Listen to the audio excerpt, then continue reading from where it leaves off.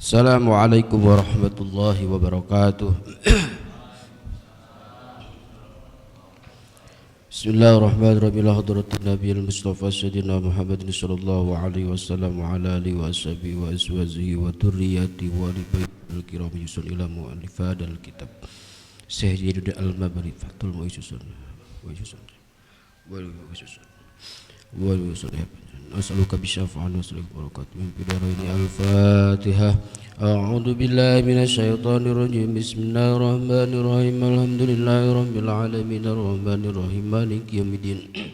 إياك نعبد وإياك نستعين اهدنا الصراط المستقيم صراط الذين أنعمت عليهم غير المغضوب عليهم ولا الضالين. Bismillahirrahmanirrahim. Alhamdulillahi rabbil alamin wa bihi nasta'inu ala umuri dunya waddin wassalatu wassalamu ala asrafil anbiya'i wal mursalin Sayyidina Muhammadin wa ala alihi wa sahbihi azma'in, amma ba'du. Qala an-nabiyyu sallallahu alaihi wasallam, al-gulamu murtahanun bi'aqiqatihi yudbahu musabi wa yusamma wa yahlaqu ra'suh. Al-hadis sadaqallahul azim.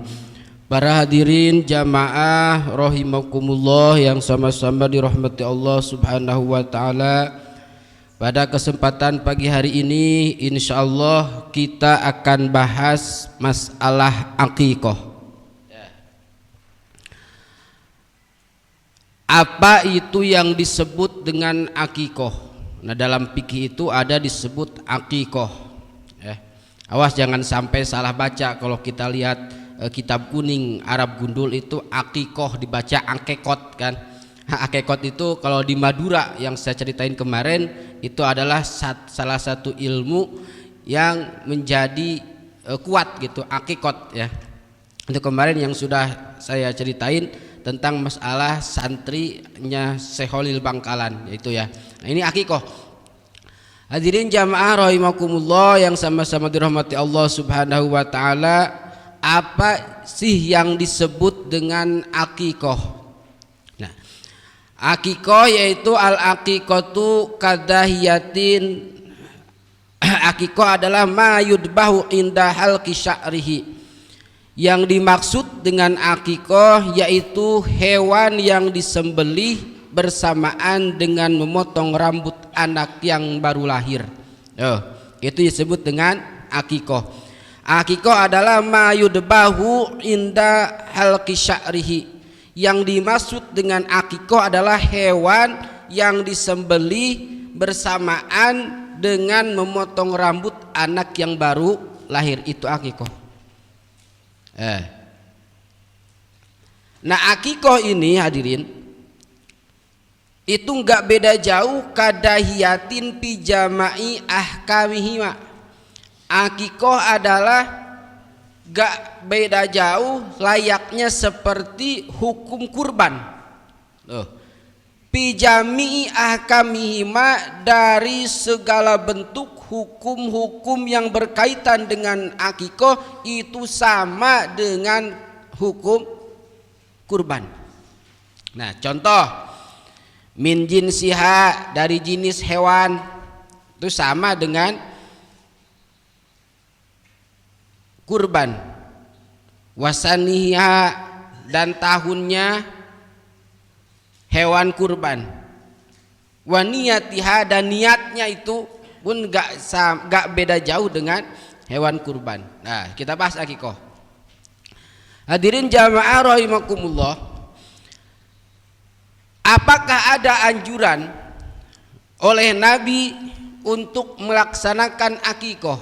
Nah, sini anjurannya sudah jelas, hadisnya pun kata Nabi, al-gulamu murtahanun bi'aqiqatihi yudbahu anhu yaumus sabi wa yusamma wa yahlaqu ra'suhu. Seorang anak itu tergadai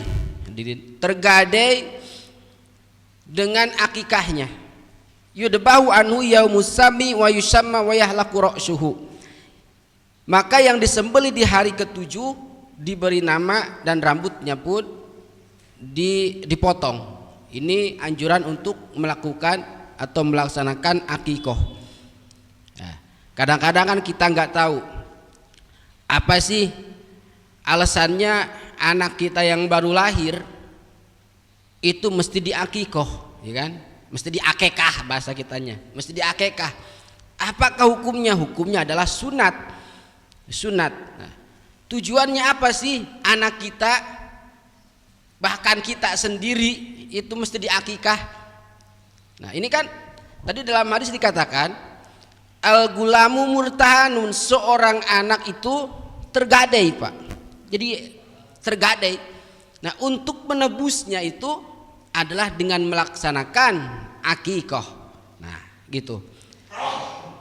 Nah, bahasa tergadai dalam hadis ini hadirin, murtahanun bi akikotihi, tergadai dengan akikahnya itu yang dimaksud di hadis ini yang pertama nih, tujuan daripada akikah untuk membebaskan gadaian. Yang pertama, agar anak bisa tumbuh seperti layaknya anak yang sebaya.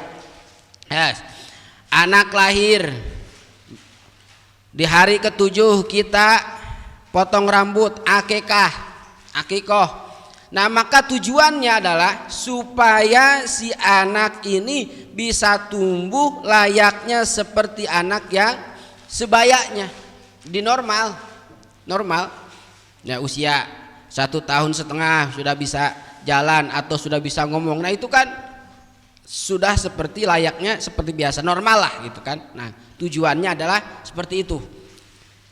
Nah, yang kedua yang dimaksud dalam hadis ini hadirin, ketika anak tergadaikan dengan akikahnya itu tujuannya adalah agar anak terjaga dari gangguan setan. Nah, dua tuh supaya anak tidak digoda oleh setan. Yang ketiga, murtahanun bi akikoti, maksudnya adalah supaya anak ini nanti di hari kiamat, di akhirat dapat memberikan syafaat kepada kedua orang tuanya. Nah, itu tujuannya, Pak. Anak kita lahir di hari ke-7 diakekahkan, terus dipotong rambut, tujuannya supaya ini nanti anak bisa memberikan syafaat di akhirat kepada orang tuanya. Apakah ada syafaat selain Kanjeng Nabi? Ada, Pak. Syafaat itu kebagi. Ada syafaatul udma, syafaat seluruh manusia, ini pasti dapat. Terus syafaat Nabi itu ada 7, wakil ada 8, itu yang Nabi berikan khusus kepada orang mukmin. Ada lagi syafaat ini adalah syafaat antar sesama. Bisa guru kepada muridnya, bisa murid kepada gurunya, bisa orang soleh kepada tetangganya yang kurang soleh, atau anak kepada orang tuanya. Ini syafaat. Nah, contoh gini, Pak. Nanti di akhirat bapak masuk neraka, anak masuk surga.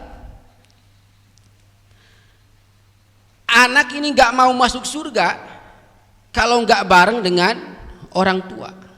Ditanya oleh malaikat penjaga surga, yaitu malaikat Ridwan, ya gulam atau ya fulan, apa sih amalmu yang membuat kamu masuk surga? Dijawab bla bla bla bla. Terus dia bertanya, dengan siapakah kamu masuk surga? Nah, dia pengen masuk surga dengan kedua orang tuanya, karena kedua orang tuanya sholat di dunia gak pernah sholat, amal soleh gak pernah sholat, tapi dia cinta kepada orang tua, mengurus dia dari lahir sampai gede, tumbuh. Akhirnya si anak, ya malak Ridwan, saya pengen masuk surga dengan kedua orang tuanya.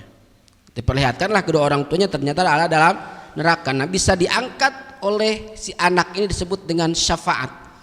Ada seperti itu. Ada lagi syafaat itu, di satu hari kita pernah memberikan pertolongan hadirin kepada orang yang butuh. Contoh kecil lah, kita memberikan minuman kepada orang yang kehausan. Satu hari haus banget kita, ada yang memberikan minum. Nah, orang yang memberikan minum ini masuk neraka, kita masuk surga, misalkan ini diberi minum. Nah, maka nanti si orang yang diberi minum ini bakal tidak ditanya oleh Allah atau malaikat, Dan dia pun berpendapat bahwa ya Rob, suatu hari aku pernah kehausan dan aku dikasih minum sama orang anu, akhirnya aku bisa ibadah. Nah terus dicarilah orang yang memberikan minum ini, ternyata dia ada di dalam neraka. Maka kata dia, ya Rob, selamatkanlah ia, karena dulu pernah ia menyelamatkan aku, memberikan minum untuk ibadah kepadamu. Aku diberikan segelas air minum. Syafaat Pak, bisa seperti itu. Ya Allah, ya Rabbi ya Karim. Nah ini diantaranya adalah supaya anak dapat memberi syafaat kepada kedua orang tuanya. Tuh. Nah tujuannya adalah supaya kita ini diberi syafaat oleh anak. Gak tahu kan amal mana yang nyangkut bisa menghantarkan kita menuju surga Allah. Mungkin dengan syafaat anak, bisa jadi kan. Nah tujuannya supaya anak ini bisa memberikan syafaat kepada orang tuanya. Nah ada lagi kan pertanggungjawaban nanti di akhirat hadirin, ketika istri kita masuk ke neraka, kita pun sudah masuk pintu surga. Nah dalam satu riwayat dikatakan si istri ini masuk neraka, terus istri potres, ya malaikat, aku nggak mau masuk neraka kalau suami aku nggak masuk neraka. Lah kenapa, kata malaikat? Saya hidup rumah tangga 50 tahun, 40 tahun, 30 tahun membangun bahtera rumah tangga, tapi suamiku gak pernah mengajarkan aku ilmu. Aku gak tahu ilmu sholat, aku gak tahu ilmu wudhu, aku gak tahu ilmu haid, kata si istri. Aku gak tahu ini sehingga aku gak mengerjakan perintahmu ya Rob, maka aku gak ridho masuk neraka sendirian. Ini balik dakwah. Lalu suamimu pernahkah mengajarkanmu? Gak pernah, malaikat. Ya Rob, gak pernah. Nih. Lalu apa? Aku hanya bisa mengerjakan sesuatu itu tanpa ada didikan suami, makanya aku nggak tahu tentang hukum agama. Lalu malaikat bertanya, di mana sekarang suamimu? Nah kata si istri, tuh di sono. Di mana? Di istri muda. Masa di istri muda apa di akhirat? Itu di pintu surga. Di pintu surga si suami ditanya, ternyata sama jawabannya, gak pernah mendidik. Akhirnya si suami masuk neraka. Tuh hati-hati Pak, pertanggungjawaban di akhirat. Tapi sebaliknya, seorang istri mau masuk surga, suami di neraka. Nah, si istri nggak ridho masuk surga kalau nggak dengan suami. Ya Rob, dulu suamiku rajin mengajarkan aku ini terus sampai dia ridho mengajarkan aku nggak mau masuk surga sendiri tanpa dengan suami. Akhirnya si istri bisa mengangkat derajat suami Pak. Nah itu disebut dengan syafaat. Banyaklah syafaat seperti itu, hal-hal kecil tapi kita ridho ikhlas, insya Allah ini akan berbuah pahala, bahkan bisa mengangkat kita dari api neraka. Nah diantaranya adalah ini, supaya anak memberikan syafaat kepada orang tuanya. Itu tujuan untuk di akikoh gitu ya. Jadi satu tujuannya adalah supaya anak tumbuh seperti normal anak sebayanya. Yang kedua, terjaga dari gangguan setan. Yang ketiga, supaya anak ini dapat memberi syafaat kepada orang tuanya di akhirat. 3 tujuan akikoh ini nih ya. Wa yundhafu liman talzamuhu nafaqatu far'ihi ayya'iqu anhu min waz'in ila bulugin wa hiya kaldahiyatin wala yuksaru admun. Disunatkan kepada orang yang wajib memberikan nafkah. Siapakah orang yang wajib memberikan nafkah? Kita sebagai bapak. Faraihi ayya'iqu anhu min wadin ila bulugin. Orang yang memberikan nafkah wajib mengakikahkan kepada anak yang baru lahir ila bulugin, sampai waktu balik Pak. Kita nih seorang bapak itu ketika punya rezeki itu wajib untuk mengakekahkan anak. Dari kapan? Dari si anak mulai lahir sampai usia balik. Jadi batas akikah, Pak, itu sampai si anak usia balik. Alamatul bulug, ciri-ciri balik. Nah, kalau laki-laki usia 15 tahun, wanita usia 9 tahun. Kalau bapak udah punya anak wanita 10 tahun sudah head, berarti sudah balik, belum diakekahkan, maka kewajiban bapak sebagai orang tua gak wajib untuk mengakekahkan anak, karena anak sudah balik. Bapak punya anak usia 16 tahun laki-laki belum diakekahkan, maka bapak gak wajib untuk mengakekahkan si anak, karena si anak sudah lepas usia balik. Bahkan diri kita sendiri, Pak, coba ingat-ingat, apakah kita sudah diakekahkan atau belum sama orang tua dulu? Nah, sedangkan orang tadi, seorang anak itu tergadai dengan akekahnya. Nah, apakah diri kita nih sudah diakekahkan atau belum? Nah, itu kan, berarti kalau belum berarti kita dalam gadaian. Nah, dalam pergadaian tebusannya adalah akikah. Ya Allah ya Rabbal Karim. Sedangkan batas akikah, kewajiban orang tua adalah sampai usia balik. Nah, kalau sudah lewat usia balik, maka matlub itu balik lagi kepada kita. Matlub akikahnya kembali kepada diri kita. Berarti kita wajib mengakekahkan diri sendiri kalau sudah usia balik, Pak. Ya Allah ya Rabbal Karim. Itu, Pak, ya, sampai usia balik. Kalau sudah lewat usia balik, maka matlubnya, kewajibannya adalah diri sendiri untuk mengakekahkan. Tuh, diri sendiri mengakekahkan diri sendiri. Bahkan bukan lagi kewajiban orang tua. Bukan lagi kewajiban orang tua. Nih bapak sekarang, dulu belum pernah diakekahkan, bapak sekarang punya rezeki, sok akikah, nggak masalah, silahkan.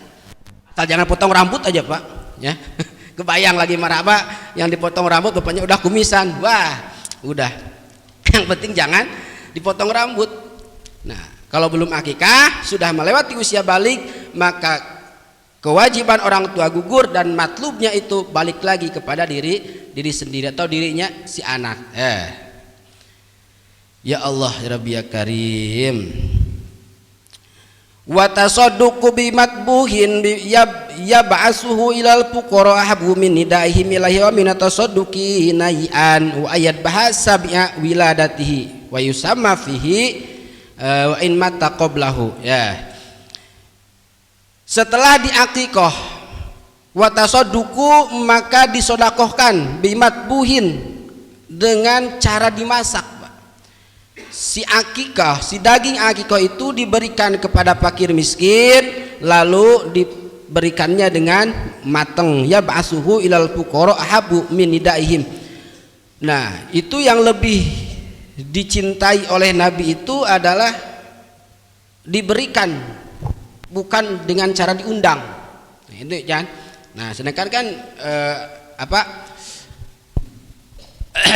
kebiasaan di kita, akikah itu kan kita diundang, ya kan? Jadi kerja dulu baru dapat daging akikah. Nah, sebenarnya itu kurang afdol. Kerja dulu kan, kita mau kerja dulu kan. Bapak-bapak ngeriungnya di rumah saya ya, ngeriung. Ya, berkat. Ini anak saya akikah.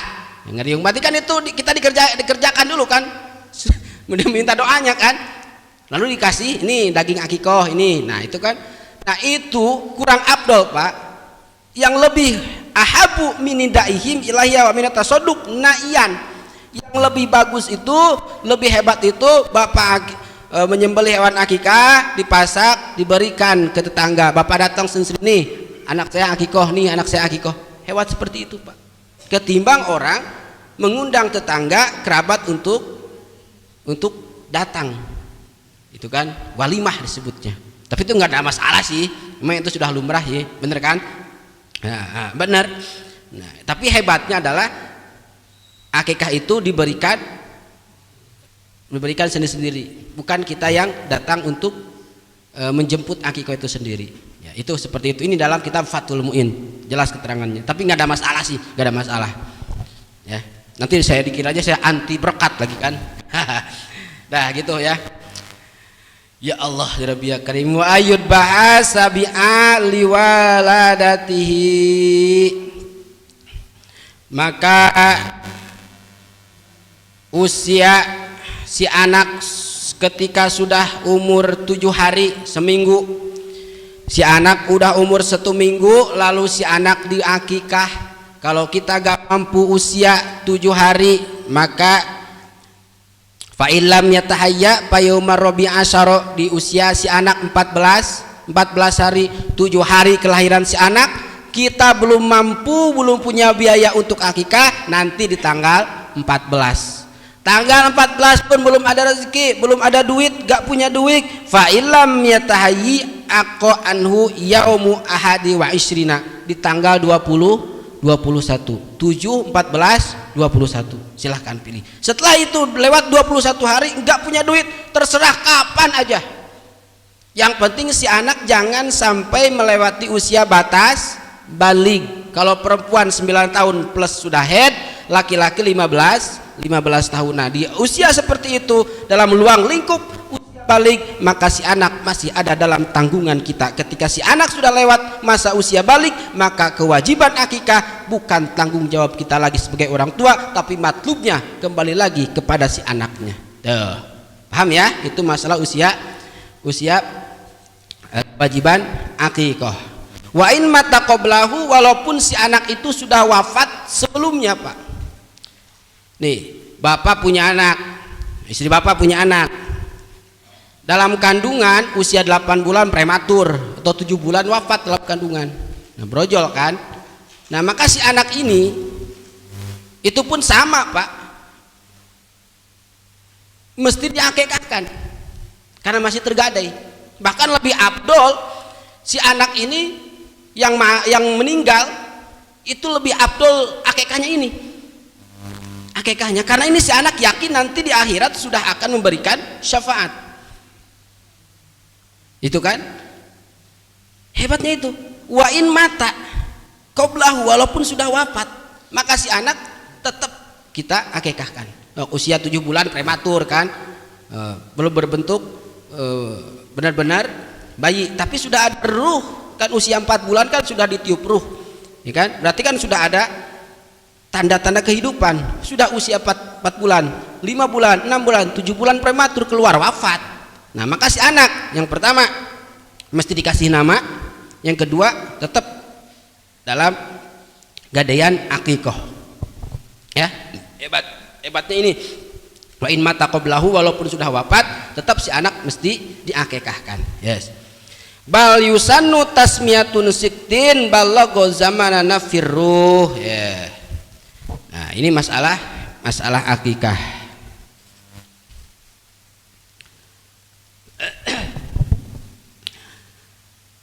Nah akikah untuk diri sendiri, wal ihtiyaru ala tuakhir anil bulugi fa in ukharat indal bulugi saqatat amman kana yuridu ayu aqo anhu lakin in arada ayyaqo. Nah, ulama berpendapat sedapat mungkin akikah itu tidak melewati masa balik. Nah, tadi kan usia 7 hari si anak kelahiran, usia 14 hari, usia 21 hari. Nah kalau kita tidak mampu maka silahkan sampai kapanpun, tapi jangan sampai si anak ini melewati usia masa balik. Nah jika melewati maka gugur bagi orang tuanya, namun bila ia ingin melakukan akikah untuk diri sendiri maka fa'ala, boleh.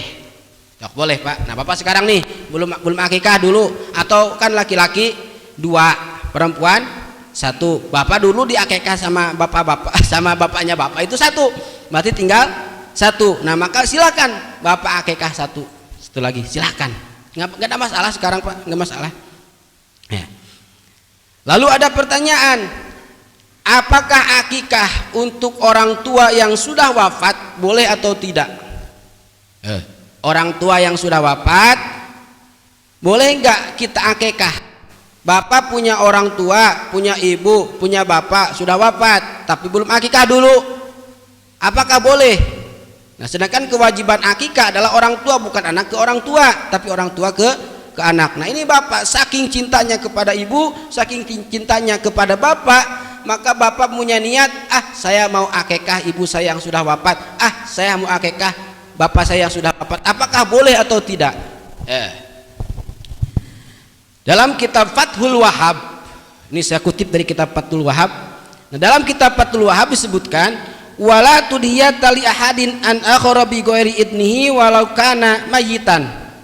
Mengakikohi orang tua yang sudah wafat tanpa ada wasiat sebelumnya, maka hukumnya itu tidak boleh. Bapak nih sok-sok tahu nih kan, saking cintanya ke orang tua, bapak saya ibu saya akikahkan, ya akikah. Nah itu maka itu hukum tidak boleh pak, maka akikahnya nggak sah gitu, akikahnya nggak jadi karena nggak ada amanat sebelumnya. Kalau ada amanat mah boleh pak. Nih orang tua bapak sebelum wafat, saya wasiat nih ketika nanti saya sudah wafat, karena saya dulu sama orang tua saya belum diakikahkan, tolong ya sama kamu nanti akikah kapan saja kalau kamu sudah punya duit, kalau sudah punya rezeki, kalau nanti aku sudah tidak ada tolong akikahkan. Nah itu kan ada amanat sebelumnya, maka itu boleh. Kalau nggak ada amanat maka akikahnya nggak jadi, akikahnya nggak jadi walau karena mayitan. Nah yang diperbolehkan di sini adalah, yang dianjurkan itu adalah menyembelih hewan dan disedekahkan untuk orang tua atau atas nama orang tua kita. Itu boleh, bahkan dianjurkan. Kalau akikah itu nggak dianjurkan. Bapak punya kambing, bapak punya rezeki beli kambing, pengen mengakikahkan orang tua, kan nggak boleh. Tapi anjuran itu adalah bapak silakan potong kambing, sodakohkan kepada tetangga, fakir miskin, niatkan ini sodakoh untuk kedua orang tua. Jadi lebih hebatan itu, pahalanya terus mengalir. Ya Allah Rabbi, ini seperti itu ya. Nah silakan. Nah hewan akikah maka laki-laki 2, perempuan 1. Nah perempuan 1. Nah itu fikih seperti itu. Hewan akikah laki-laki 2 kambing, perempuan 1 kambing. Akikah menyajikannya adalah wasunna tobuha kasairil walaim illa rizlaha fatu'to nayiatan lil qabilati li khobaril hakim. Cara kita memberikan daging akikah itu beda dengan daging kurban. Kalau daging kurban makan abdolnya itu mentahnya, kalau akikah adalah matangnya. Bahkan sunat dianjurkan daging akikah itu kasyairil walaim, layaknya seperti resepsi. Itu tadi mengadakan acara walimah. Nah itu nggak apa-apa, hebat lah ya, maksudnya nggak ada masalah. Illa rizlaha, kecuali kaki hewan. Bapak akikah hewan kambing disembelih, dipotong, tapi ingat itu kakinya dan tulangnya itu jangan dihancurin. Nah ini tujuannya apa? Supaya si anak kuat pak, kuat mental, kuat akhlak gitu kan. Itu disimbolkan dengan tulang. Nah illa rizlaha, kecuali kaki hewan. Nah kaki hewan ini jangan dikasih ke fakir miskin. Nah ini dalam hadis disebutkan kaki hewan yang diakikahkan itu sebaiknya fatu'to, diberikan najiatan lil qabilati, kepada wanita yang membantu melahirkan, bidan atau paraji itu kan. Itu berikan kaki kambingnya, itu abdolnya diberikan kepada yang membantu melahirkan. Tuh, ini kan ini lumrahnya seperti itu. Kalau di kampung saya tradisi ini pak, tradisi pengamalan hadis ini masih berlaku. Akikah nih anak, ininya dibagi-bagi. Tapi kaki kambingnya itu diberikan kepada paraji. Nah ini benar, ternyata hadisnya ada lil khobaril hakim, hadis riwayat Imam Hakim. Nah kita berikanlah, kalau sekarang kan mungkin sudah nggak ada paraji ya, berikan ke bidan gitu pak. Kasih kaki kambing, nah habok dah gitu. Nah itu. Nah wasunna tobuha bihuluan tafaulan biholawati ahlakil walad. Dianjurkan pula cara menyajikan akikah ini dimasak dengan masakan rasanya manis, jangan kayak masakan Padang ya. Masakan Padang kan itu pedas, terus nggak ada manisnya. Tujuannya apa? Tafaulan biholawati ahlakil walad. Ini supaya anaknya menjadi manis budi pekertinya, manis akhlaknya, manis tingkah lakunya. Ini tafaul ya, untuk menjadikan anak soleh. Nah itu wali annahu sallallahu alaihi wasallam, karena sesungguhnya kanjeng Rasulullah sallallahu alaihi wasallam kana yuhibbul halwa wal asal, Nabi pun mencintai sesuatu yang manis-manis dan mencintai kurma, menyukai madu, itu yang manis. Nah, anak kita ketika diakikahkan silakan semanis-manisnya untuk dimasak. Hebat ya Allah ya Rabbi ya Karim. Jadi nggak ada masalah Pak kalau masalah akikah itu di bahasanya itu boneka cantik dari India, dagingnya sedikit tapi airnya setimba. Nggak masalah, yang penting tetangga kebagian. Nah, udah nggak ada masalah. Nah, beres ya masalah akikoh. Yes. Nah, yang selanjutnya ketika si anak sudah beres di akikoh, lalu samiyatu siktin balagho zamanana firruh wa abdalul asmai Abdullah. Ketika si anak sudah beres di akikah, maka si anak diberi nama. Wal abdalul asmai Abdullah, nama yang paling utama adalah nama Abdullah wa Abdurrahman. Wala yukrahu ismun nabiin au malakin bal jaa bi tasmiyatin. Gak dimakruhkan bapak memberikan anak kepada anak yang baru lahir itu dengan pemberian nama kanjeng Nabi atau nama malaikat. Itu silakan Pak, asal jangan nama malaikat penjabut nyawa itu Ajroil. Bapak punya anak, wah namanya Ajroil, bahaya Pak. Nanti kalau ketika bapak sakit, lagi sakit, lagi diriung-riung, anak istrinya ngomong, Pak itu Ajroil sudah datang. Wah kaget bapak, langsung bapak wafat karena punya penyakit jantung, dikira Ajroil malah malaikat, ternyata anak bapak sendiri. Nah hati-hati memberikan nama, tapi nggak ada masalah Pak, gak makruh memberikan nama kepada anak kita itu nama-nama malaikat atau nama-nama nabi. Hebat ya. Nah, jadi namanya itu jangan sampai nama yang agak ke barat-baratan ya. Mike Tyson terus lain sebagainya lah, sudah ini. Sekarang mah sudah zaman sudah berbeda, nama pun sudah susah untuk menyebutkan nama kan. Ya Allah Rabbi Karim. Ya, tafaul kepada Al-Qur'an, tafaul kepada kanjeng Nabi, tafaul kepada para malaikat, itu boleh diberikan nama kepada anak kita. Yes. Wa yahrumu tasmiyatun bimalakil muluki wa qadil qudati wa hakimil hukama wa kada abdun nabi wa zarullah wa taqini bi abil qasim. Wa sunnah, setelah diberikan nama Pak anak kita di akikah beres, terus diberikan nama. Wa sunnah ayahli qara'sahu walau unsa pisabi'i, maka sunat anak kita itu dipotong rambut atau dipangkas rambutnya, dicukur bahasanya. Walau unsa pisabi wa yatasaddaqu bizanatin daban au fiddatan.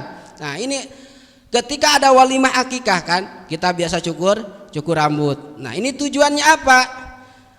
Ketika si anak dicukur rambut, nah rambutnya ini wa yatasaddaqu bizanatihi daban au fiddatan, cukur rambut terus rambutnya ditimbang Pak. Setelah ditimbang ada berapa gram, lalu sehargakan dengan harga emas. Misalkan rambutnya ada 1 gram, berarti emas sekarang berapa ini 1 gram? 900.000. Udah jadikan uang 100.000, berikan 900.000 atau 1 gram kepada fakir miskin. Itu tujuannya. Nah itu kan cukur rambut. Nah kita kan kalau cukur rambut kan nggak pernah nyukur kan, anak kan si bayi dibawa keliling, dilihatin aja, padahal itu di situ si sohibul hajat itu mengharapkan kedatangan kita ke situ tuh bukan hanya untuk diberikan berkat Pak, untuk meminta doa dan mencukur rambut, kalimahnya gitu kan, supaya nanti si anak ini dicukur bersih, ditimbang rambutnya ada berapa gram, nanti ini rambut dihargakan dengan harga emas, berikan kepada fakir miskin. Itu tujuannya. Nah lalu sekarang kan pertanyaannya, ketika bapak nih lagi ngeriung akikah, anak bayi dibawa keliling, itu suka didoain atau enggak sih? Tujuannya kan supaya si anak diberikan doa oleh orang tuanya supaya mengundang kita itu, ya bukan berkat lagi, ampun. Enggak seimbang. Ya Allah ya Rabbi Karim. Nah di situ saya sudah memberikan doanya. Nanti di akhir kita bahas masalah itu. Nah, ada lagi Pak yang suka yang sering kita lihat itu, ada walimah akikah itu ada yang pakai kelapa, lalu di kelapanya ditajabin duit kan, ada zaman duit nih, itu duitnya kemana sih harusnya? Harusnya kemana? Apakah ke yang mimpin doa atau kemana? Harusnya sih ke situ, harusnya. Tapi dalam kitab jong melulu Pak, nggak ada. Jadi itu apa ya, pemancing doang. Wah hebat, duitnya banyak, padahal yang mimpin doa jong. Aduh, aing mah. Dalam kitab sebenarnya itu nggak ada Pak. Dalam kitab itu nggak ada tradisi seperti itu. Bahkan di kita ya di Wetan itu nggak ada tradisi seperti itu. Berarti ini tradisi orang Kulon Pak, tradisi Banten seperti itu. Ya, coba Pak Puji kan di Wetan nggak ada seperti itu, nggak ada Pak. Nah, ini kalau kita bongkar, ini nih, ini mah lepas dari kitab lah ya. Ini mah tradisi, kita bahas tradisi. Uang yang ada di atas kelapa yang sohibul hajat siapkan, yo paling gede. Nah, itu harusnya tuh, itu perkiraan si rambut bayi itu berapa gram? Nih kalau dipotong nih, ini kira-kira nih kalau rambutnya tebal kan, berarti bakal banyak nih. Maka duitnya pun harus gede. Duitnya harus gede. Kira-kira ini ada lebih dari 1 gram. 1 gram kan 900.000 sekarang. Ada 3 gram. 3 kali 900 nih. Tancapin duit tuh di atas kelapa. Kalau rambutnya tipis, wah ini nggak ada 1 gram, udah kasih goceng. Nggak masalah. Tradisi kok itu mah. Nah, jadi itu perkiraan rambut si bayi berapa gram, maka nominal duitnya harus seperti itu. Loh, satu. Nah, yang kedua, ini duit kemanain? ini yang jadi saya jadi PR nih, kemana ini harusnya nih? Kemana ini? Nah ini duit sohibul hajat ini memberikan uang itu harusnya kepada orang yang hadir. Nih, ini rambutnya tebal nih, kebenaran jamaahnya banyak, duitnya banyak, maka seluruh jamaah mesti kebagian semua. Itu sodakoh. Kalau rambutnya tipis, wah ini mah tipis, ada duit 300.000. Nah ini mah khusus lah buat yang pin, nggak masalah bawa, nggak masalah. Nah kata orang yang mimpin tahlil, Bu, ini mah uangnya sedikit dan rambutnya pun tipis, sedangkan jamaah banyak. Ini mau kemanain? Apa mau diberikan ke saya sendiri? Apa mau ke musolain? Kata si ibu, ke musolain aja Pak. Oke, dalam hati senang. Jong nih Pak. Aduh. Nah seperti itu. Jadi harusnya itu uangnya itu semua jamaah kebagian. Tetap yang paling gede yang mimpin terusnya. Aduh. Kalinya diwae ya. Nah itu ya. Jadi itu tradisi orang Banten seperti itu ya. Nah jadi intinya itu adalah sodakoh intinya sodakoh. Ya kalau hebat mah, kalau di kita nih ditimbang, dicukur, ditimbang berapa? Oh ini berapa gram? Oh ini 1 gram, harga 1 gram emas, duitnya dibagi-bagiin. Kalau di sini kan perkiraan, nah, tapi nggak ada masalah sih, itu hanya sebatas tradisi. Yes. Nah, ya Allah Rabbi ya Karim. Nah beres diberikan nama, beres dicukur, wa ayyudina wa yaqra'u suratul ikhlas. Sunat si anak sebelah kanan adzan, sebelah kiri kupingnya di iqamah. Nah tujuannya ini u'iduha wa duriya minasyaiton, tujuannya adalah untuk supaya si anak ini bebas dari gangguan jin umusibyan. Tujuannya itu supaya anak bebas dari gangguan jin. Wa ayun kiyahu rozulun, bahkan Syekh Imam Dairabi itu setelah beres si anak kuping sebelah kanan itu diadanin, kuping sebelah kiri iqomat. Nah itu sunat untuk membaca surat inna anzalna. Nah, itu tujuannya apa? Supaya si anak ini terbebas dari perbuatan zina. Nah, katakan belum terapin. Cok. Adzan sebelah kanan, iqomat sebelah kiri, kuping sebelah kanan bacakan surat inna anzalna supaya si anak terbebas dari maksiat terutama zina, atau dibacakan surat Al-Ikhlas. Nah, itu enggak masalah. Nah, enggak masalah ya. Ini tujuannya supaya si anak terbebas dari maksiat ketika sudah usia gede. Nah, beres tuh diadzan, diqomatkan, wa ayun kinahu rajulun pamra'atun min ahlil khair bitamarin pahulumin lam tamasunnar hina yuladu. Nah, ada lagi Pak, satu lagi tradisi itu di tahnik. Tahnik itu si anak kan sebelum mengenal air susu itu di tahnik ininya nih, ya. Itu diberikan yang manis-manis, kurma jangan sekilo, sedikit aja supaya si anak merasakan manis. Nah, itu tafaul kepada Kanjeng Nabi, di tahnik disebutnya. Nah, kita makan jarang kan di situ, jarang kan ya. Nah, tahnik di tahnik itu. Nah, hadirin jamaah rahimakumullah yang sama-sama dirahmati Allah Subhanahu wa taala, itu tentang masalah anak kita. Jadi tadi akikah, terus diberi nama, dicukur rambut, diadan dan iqomah. Sunat di akhir dibacakan surat inna anzalna di kuping sebelah kanan supaya si anak terlahir ataupun tumbuh dewasa nanti terbebas dari zina. Nah, itu. Nah, di situ sudah saya berikan amalan nih supaya kita ngeriung gak jong.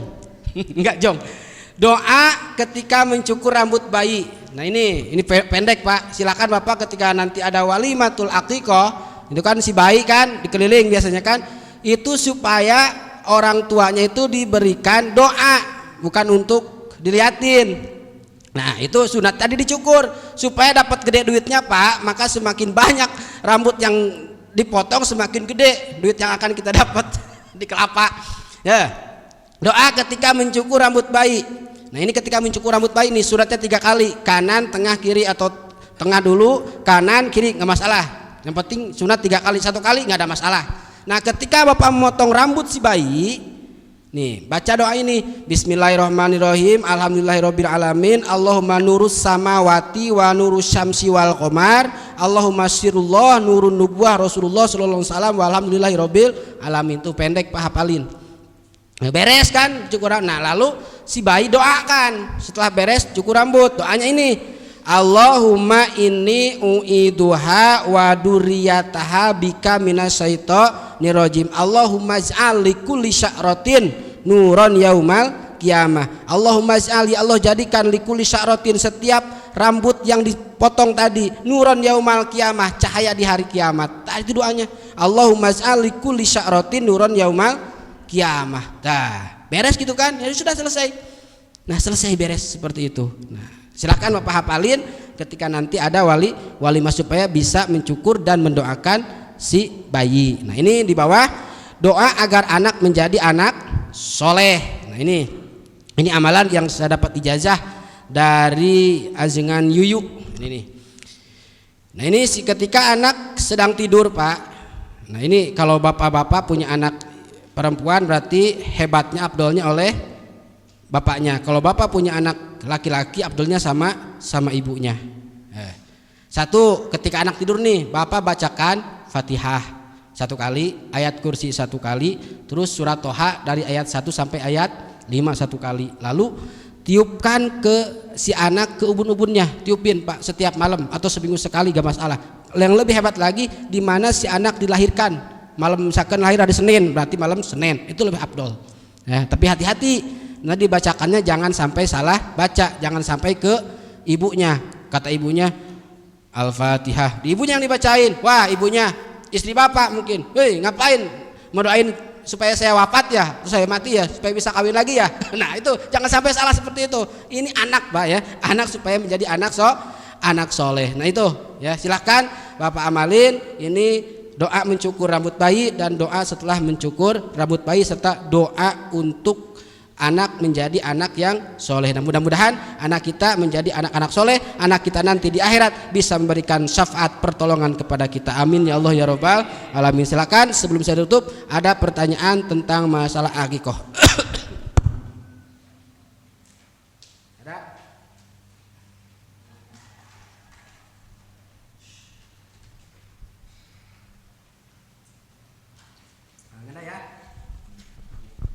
Baik para hadirin jamaah rahimakumullah yang sama-sama dirahmati Allah Subhanahu wa taala, pagi hari ini kita cukupkan sekian, mudah-mudahan ada manfaatnya dan mudah-mudahan kita semua termasuk orang-orang yang beruntung. Amin ya Allah ya rabbal alamin. Allahumma sholli ala sayyidina Muhammadin fil awwalin wal akhirin wa barik wa sallim radhiyallahu tabaraka wa ta'ala an kulli sahabati rasulillahi azmain. Bismillahirrahmanirrahim. Rabbin fa'ana bima 'allamtana rabbi faqina wa faqi ahlana wa qarabatilana fi dinina tawassalna bi ta'allumin tawassalna bi ta'alimin antarzuqana wasi'a wa antarzuqana amana. Allahumma hdina siratal mustaqim, Allahumma hdina siratal mustaqim, siratal ladzina an'amta 'alaihim minan nabiyyin wasiddiqin wasyuhada wassalihin wa hasuna ulaika rafiqa dalikal fadlu bil kafa billahi alima. Shalli wa sallim ala jami'il anbiya'il mursalin walhamdulillahi rabbil alamin. Akhirul kalam. Assalamualaikum warahmatullahi wabarakatuh.